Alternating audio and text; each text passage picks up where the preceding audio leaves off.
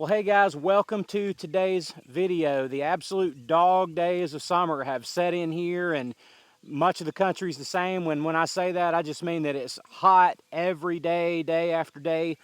And it's mid-July, heading towards late July now. We haven't had a whole lot of heat up to this point in the summer, not excessive heat, and that's been great, and we've been thankful for that. But now it's really here, and we have to take care every day when it's like this to make sure that every single thing that we have is getting watered. So, there's a lot to do every day here, just keeping things watered. And, I was thinking as I was running some water a couple of days ago, back to one of the videos I did several years ago, and I want to kind of do an update to that video because one of the questions that I get asked a lot, or one of the issues that gets raised in one way or another pretty often to me is, do I have enough room?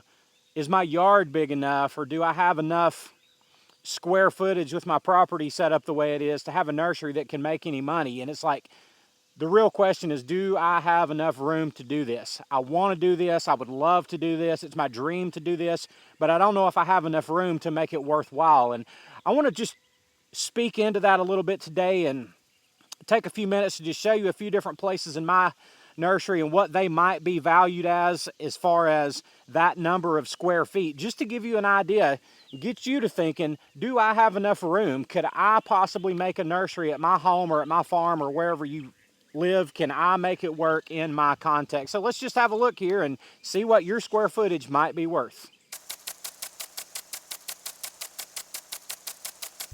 Now here's an area in my nursery, and what I want to show you is this little area of green, this little patch of green right here. And I've measured this off, and this is about 90 square feet. It's about 6 feet this way and about 15 feet going that way. And these are 72 count plug trays. Most of what you're looking at there is hydrangeas, and there are some spireas in there and a couple of other plants mixed in. But what I want you to see is that there are 40 trays here times 72. So conservatively, we'll say there's 2,500 plants right here. These are all plants that I have rooted in the first couple of months, first 2 or 3 months of this spring into the early summer. I've taken them out of the propagation area. Now they're here to harden off and grow out a little. And let's think about what these might actually be worth in an area that's 90 square feet. So again, this is about 2,500 plants and about 90 square feet. Now, no reason to check my math on that, just to apply it to your situation, but I'm just trying to give you a little exercise here in thought and just kind of get you to thinking about what your space could maybe potentially be worth. But these are small plant starts, small plug plant starts. And let's say we can easily sell these for $2 each. I mean, that's a very reasonable market competitive price, is $2 per plug. And at 2,500 plants, just this little bitty space right here, can you imagine that this is worth $5,000? And this will become $5,000. It's not if everything goes perfect, if pie in the sky works out.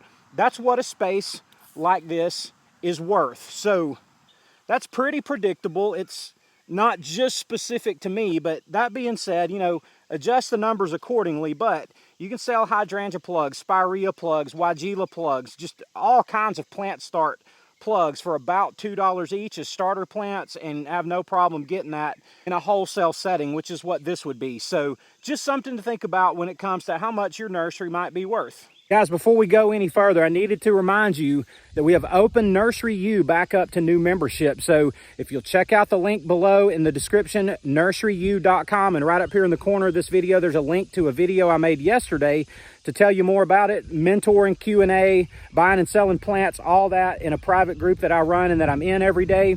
I would encourage you to give it a look. It might be the best thing that you can do in getting your own nursery off to a good start and for the support that you need going forward once you do get started. Now we'll move on from the plugs and thinking of this in terms of wholesaling plant starts to retailing perennials, just because these are two very common ways that you might start getting into the nursery business. And this is just a Veronica here, a Speedwell.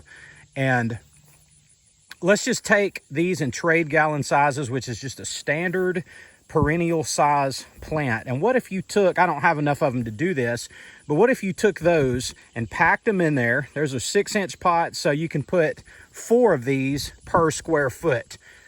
What if you took those and filled up that same 90 square foot area?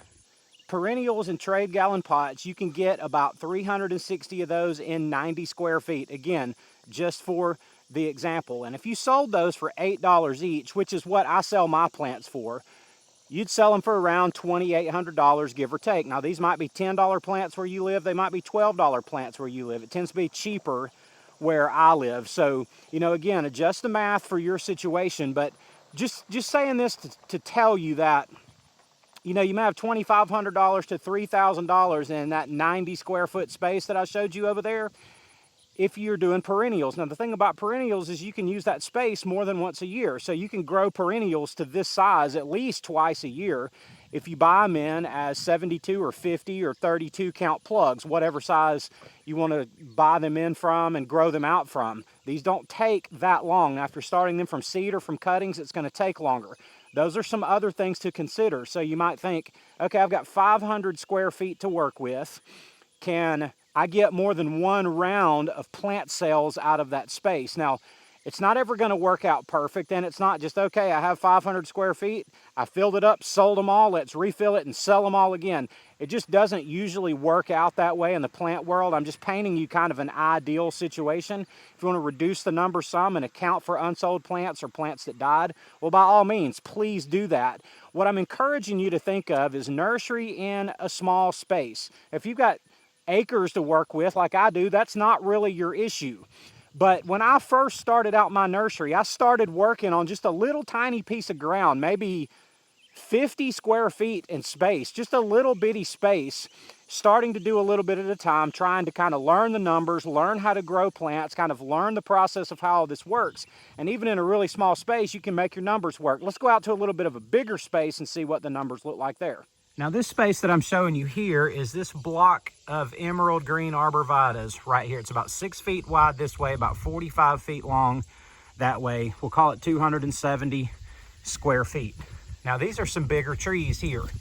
These are in 1.5 gallon size, and I sell these for $12 to $15 each, depending on how many people buy. If somebody wants to buy 100 of them, I'll sell them to them for $10 each. So in this block of trees here, in this 270 square feet, there are about 400 of these emerald green arborvita trees here, and these will sell really well starting in late summer into early fall, all the way until we get cold weather. So let's do a little bit of math on this. So then this is about 270 square feet. There's about 400 plants here. These emerald green arborvitas, just as an example of what I'm talking about. It's these little evergreen screening trees that we grow and sell so many of. But if I sold all these for an average of, say, $12 each, this block right here of 270 square feet would yield about $4,800, and we'll do that. We'll sell all of these. There may be some left over until next year or whatever that we can sell next spring, or that we'll pot up into bigger pots or whatever. But just think, 270 square feet for us in our area, our pricing, we get about $4,800 out of this area. Now, one of the things that's probably coming obvious to you is that the value that you're going to be able to generate for yourself, depending on who exactly you're going to market these plants to, how you're going to sell them and all of that, the money per square footage is found in the smaller plants. So that's one of the things that I want you to see, is that you can have a tremendously valuable 100 square foot of space or 1,000 square feet of space.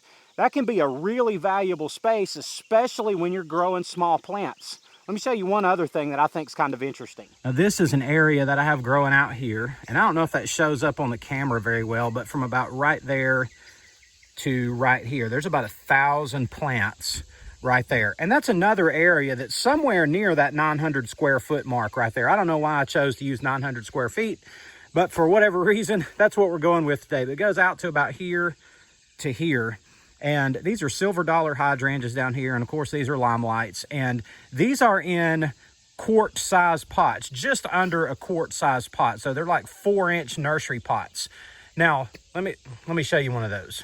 Now, I've sat this up on the back of my truck just to make it visible, but this is just a hydrangea, and this is like a 4-inch pot. And what I'm trying to do is grow these out and see if I can find a market for these plants at this size. Now that particular plant is young and it needs to grow, you know, several more weeks until it's nice and full. But I want to find out if there's a market for plants that size. You know, nobody does that. Nobody's selling liners in 4-inch pots. And I would want to sell them for about $4 each. They would be hardy enough at that size and big enough and heavy enough of a root ball that they could reliably be put directly in the ground. Or for a nursery person, they could be potted up and sold in about, let's say you bought those in April. You could pot them, you buy them for $4. You could pot them and sell them for $15 in about 8 to 10 weeks easily. So it seems like something that people could do well with, but I haven't tried it. I'm not sure who the market would be for those. So, you know, if I need to, I'll just keep them and pot them up myself and sell them to my own customers. But I have a lot of other hydrangeas I can do that with. So it's one of those things where figuring out your square footage and how you're going to get the biggest bang for your buck and the biggest bang for your square space, like there's different ways that you can approach it. And there's different tactics that you can use to try to maximize the space that you have, whether you have a little space or you have a huge space. And again, the numbers that I'm giving you, they're just for thought exercise. I just want to be putting in your mind that there are ways to look at this and think of this that, you know, they might be a little bit outside of the ordinary. You may have a small space of 200 or 300 square feet where you'd have a very small backyard, but it's useful and you're really into plants. Well, there might be a way for you to turn that into several $1,000s of income every year if you just kind of learn what plants are actually worth, what you have to actually put in them to grow them, and kind of think creatively about how you're going to sell them and who you're going to sell them to. So, you know, whether you're looking at doing plugs or little 4-inch pots or perennial size trade ones or something larger like the arborvitae size pots, 1.5 gallons, or even larger from there, you can go way up to huge pots from there. Think about your space, your square footage, what you would like to get out of it, but even maybe better than that, what you can get out of it, because the potential might be higher than you think. But guys, if the idea of being in the nursery business, growing plants, and I don't care whatever scale, I mean, just the tiniest of scales to full-scale production, full-time nursery business, whatever, what I would encourage you to do is consider the space that you have. And I mean, get you a tape measure. Go out there and measure your actual space. How many square feet do you have to work with? You may have a few dozen square feet. You may have tens of thousands or acres of square feet to work with, but on a square foot basis, you can go easily think, what might my square footage be worth if I filled this up with plants, and kind of always knowing you're going to always be rotating plants in and out when things sell and when you're growing new plants. And yes, there's always expenses involved. I'm not pretending in any way that this is free. It's a business. You don't just get free money because you decided to grow plants. It obviously doesn't work that way. But one thing that you might do that might be really helpful is figuring out the size of square footage that you have and if it's worth it. And maybe some of the calculations that I use, just some examples that I use, you might be able to take them in your own context, in your own market, in your own setting, and apply them and just kind of figure out, you know, is this something that could potentially work out for me, given the fact that I would like to do it and that you're interested in doing it and all the rest. So I just wanted to kind of visualize some of that and give you some of the thought process involved and help you think through one of the most important issues, and that's, is it worth it? Is it worth the time, the effort, and the energy to get into something like this? So, guys, I hope that's helpful to y'all today. Well, I love y'all, appreciate you watching, and I'll see you on the next one.